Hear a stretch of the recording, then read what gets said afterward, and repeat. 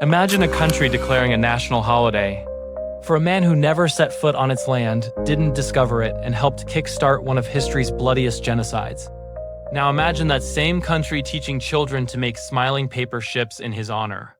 We don't have to imagine it. We call it Columbus Day. This is Shadow States, and tonight we're filing a missing persons report on historical truth. Welcome to the playlist, Myths We Live By, Deconstructing American Mythology, the place where America's bedtime stories come to die. Today's episode, Columbus Day Controversy, celebrating a genocidal colonizer. Every October, the United States pauses to honor Christopher Columbus. Parades, flags, kids' plays. Sales on big screen TVs, all for a man most Americans know only as the guy who discovered America in 1492. Tiny problem. He didn't discover America. He didn't land in the United States, and according to his own contemporaries, his expeditions unleashed slavery, torture, and mass death on the indigenous people he encountered. Yet he gets a federal holiday. Indigenous people, on the other hand, get a land acknowledgement before football games if they're lucky. So how did a 15th century navigator with a body count end up as a children's hero? A statue in every other plaza and a 3-day weekend? To answer that, we have to separate the myth of Columbus from the man, and then ask why the myth was so useful that America built a holiday around it. The textbook version goes like this. Europe thought the world was flat. Columbus, the brave genius, sails west, discovers an unknown world, and plants the seeds of American greatness. Reality check. The world wasn't thought to be flat. Educated Europeans had known it was round for centuries. The debate was over how big it was. Columbus didn't land in what is now the United States. He made landfall in the Caribbean, likely the Bahamas, then moved through parts of today's Cuba, Hispaniola, and Central South America. Not New York, not Florida, not Ohio. This land was not empty. Tens of millions of indigenous people already lived across the Americas, with cities, agriculture, trade networks, philosophy, medicine, and complex political systems. Saying Columbus discovered America is like barging into someone's house, sitting at their dinner table and announcing you've discovered a fully furnished apartment. But that discovery myth is powerful because it quietly erases indigenous presence and paints Europe as the starting point of history.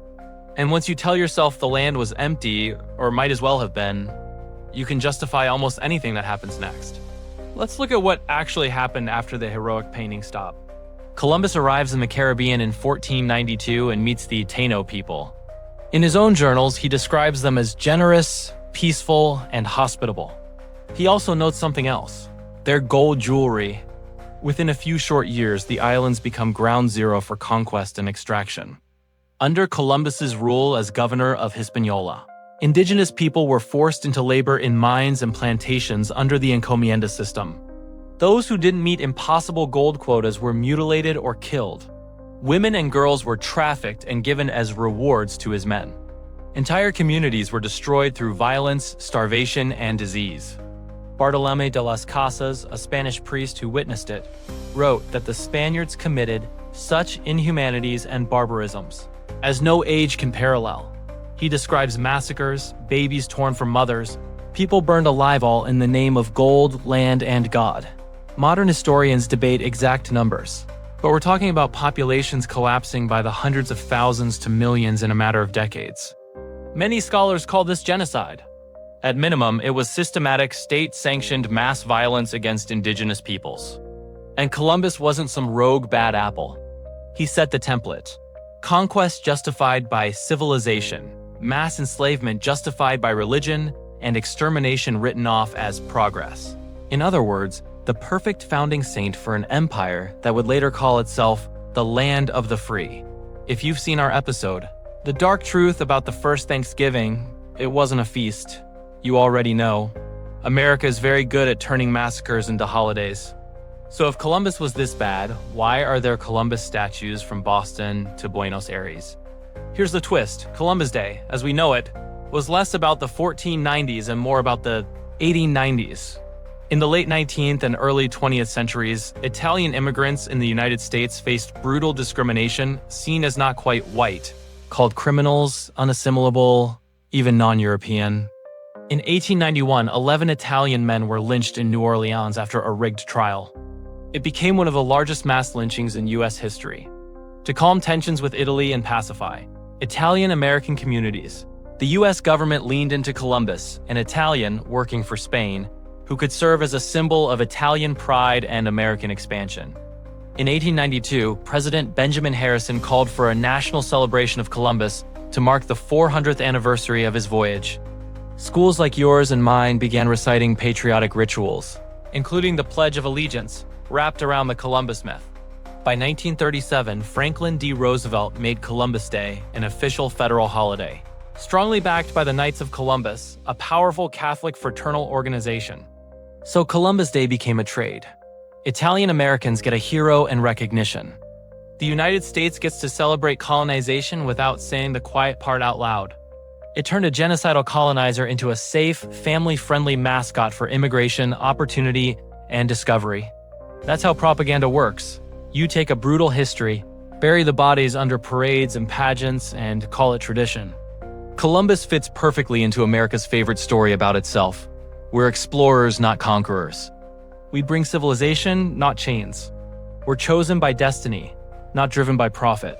By sanctifying Columbus, the United States normalizes its own origin story, taking land, killing or displacing indigenous peoples, and calling the result freedom. Columbus is the opening act in a very long performance that stretches from the Caribbean to the Trail of Tears, to reservations, boarding schools, and pipelines cutting through native land. You can't have manifest destiny without first having discovery. And you can't keep the empire respectable without a heroic origin myth. If you watched America is no longer a democracy, the oligarchy exposed, you've already seen this pattern. The myth says government by the people. The reality is rule by the wealthy. Same trick here. The myth says brave explorer discovers new world. The reality is enslaver and butcher green-lighting centuries of colonial violence. Myths are not harmless stories. They're operating systems. They tell people who deserves to own, who deserves to rule, and who can be erased. Of course, not everyone signed up for this myth. By the late 20th century, indigenous activists and their allies began publicly challenging Columbus Day. They asked a simple question: why does this country celebrate the man who began our dispossession? In 1970, the National Day of Mourning began as a protest against the sanitized Thanksgiving story. In 1992, 500 years after Columbus, Berkeley, California, replaced Columbus Day with Indigenous Peoples Day. Since then, dozens of cities, states, and schools have followed suit. Some dropped Columbus entirely. Others awkwardly celebrate both, as if genocide and survival make a cute split-screen holiday. Statues of Columbus have been toppled, beheaded, splashed with paint. To some, that's vandalism. To others, it's historical editing finally catching up. The controversy isn't really about one sailor in the 1400s. It's about who's suffering. Gets written out of the national story so everyone else can feel good about a long weekend. So what do you do with a holiday built on a lie? You could say, it's just tradition, but traditions are just lies with better PR and more cake. You could say, Columbus was a man of his time, but even in his time, there were people calling him out for atrocities. Or you can do what this series is about. Look the myth in the eye. See the blood on its hands and refuse to keep repeating it. That doesn't mean erasing Italian-American history. It means not forcing that history to stand on the skulls of indigenous people. It means asking, why do we need heroes so badly that we'll turn a genocidal colonizer into one? Why is it easier to rename oppression discovery than to admit we live in the shadow of conquest? This is Shadow States. If you want more cracks in America's polished mirror, watch The Dark Truth about the first Thanksgiving. It wasn't a feast. To see how another wholesome holiday hides a trail of violence and broken treaties. Then go to America is no longer a democracy, the oligarchy exposed, to find out how modern myths about freedom and representation keep today's power structure safe from scrutiny. The stories we celebrate are not just about the past. They decide who gets justice, who gets land, who gets remembered, and who disappears into footnotes. Columbus didn't discover America, but he did help discover how easy it is to bury truth under a parade. The question now is, what are we going to do about it? Beat, subscribe to Shadow States. Check out the playlist Myths We Live By, Deconstructing American Mythology, and let's keep dragging these national fairy tales out of the light. and back into the shadows where they belong.